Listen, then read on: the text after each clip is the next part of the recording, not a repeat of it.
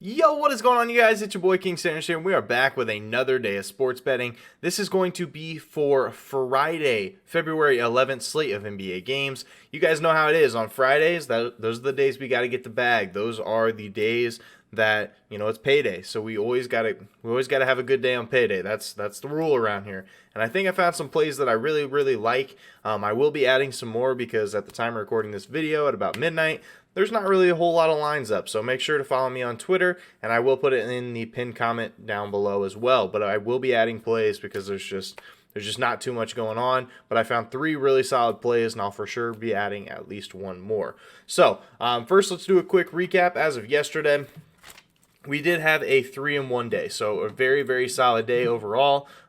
We can do a quick recap of those. We had the Raptors minus 6.5 versus Houston. That one ended up cashing for us, and truthfully, it wasn't really too difficult. The Raptors won pretty big, and I really can't say that it was too much of a shocker. So that was definitely a really good one. Then we had the Memphis Grizzlies minus 9.5 versus Detroit.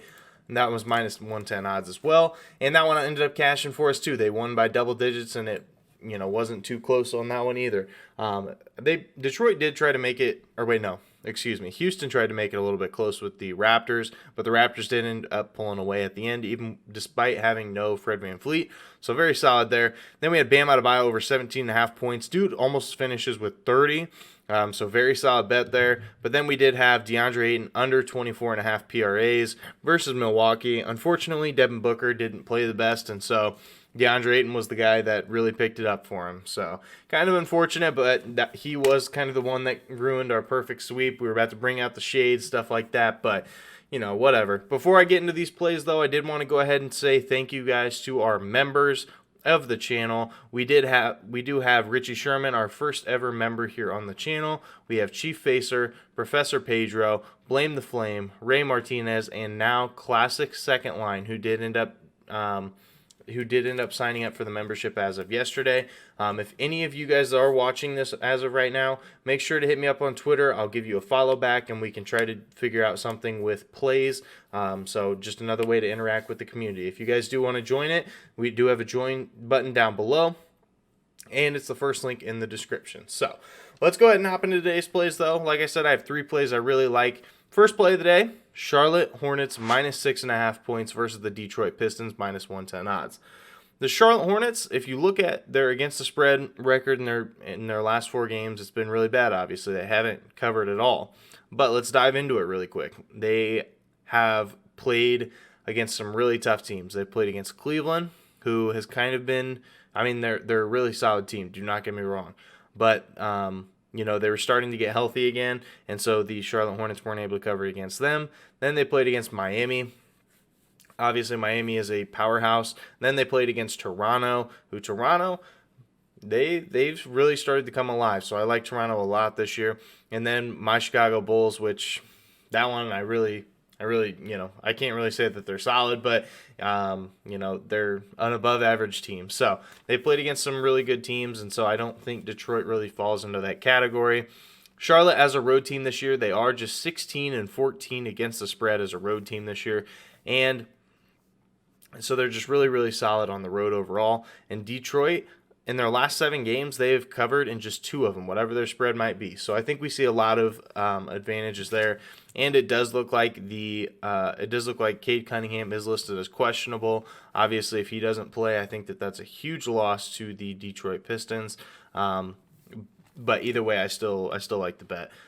And the Charlotte Hornets did actually make a trade today. They did trade for Montrezl Harrell. He won't be playing, but I did see a lot of the teammates on the Charlotte Hornets kind of talking about it. I know Miles Bridges, I think, was one that had commented about Trez being there. So I do think they're going to be really excited to play, especially with a new guy on the roster. So that is our first play of the day. Charlotte Hornets minus 6.5 versus Detroit minus 110 odds.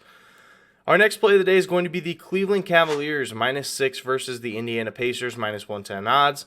Cleveland, they've been really good recently. They've covered in their last 3 games, and they've all been against pretty solid opponents.